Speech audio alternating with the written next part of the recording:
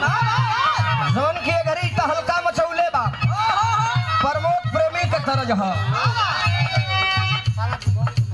आज जानत हो आप लोग कोनो काम के पीछे कोनो कारण जरूर होला, तो कोनो भी गीत बनेले तो ओकरा पीछे भी कारण होला।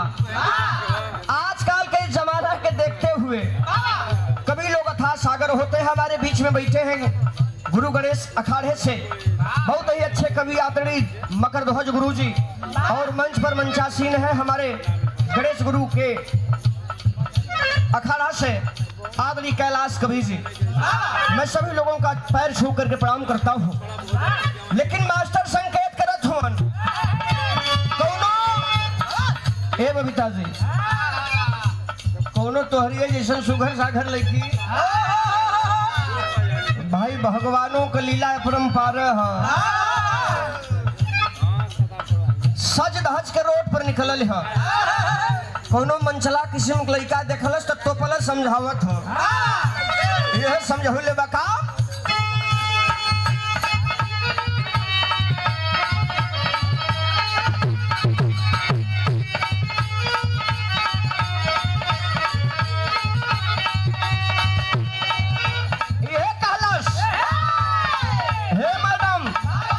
तोहार दोष ना है। सुना हम बतावत हैं का फसन के मार भइल बोढ़नी फरार भाई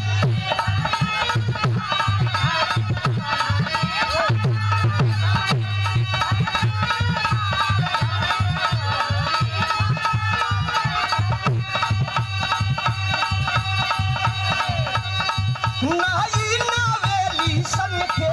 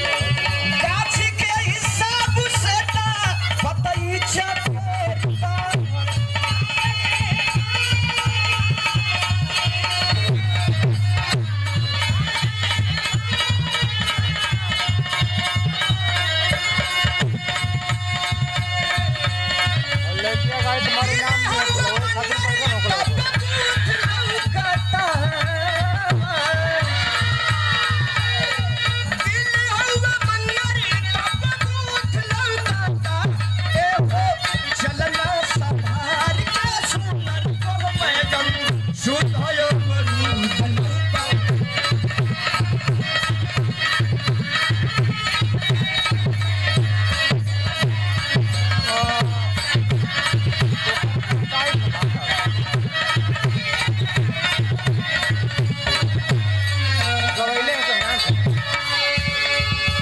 खानपुर ग्राम सभा से खानपुर जखनिया गाजीपुर आप हमारे छोटे भाई विनोद कुमार जी और हमारे छोटे भाई खानपुर के ही धरती से 21 रुपया का पुरस्कार प्रदान भइल।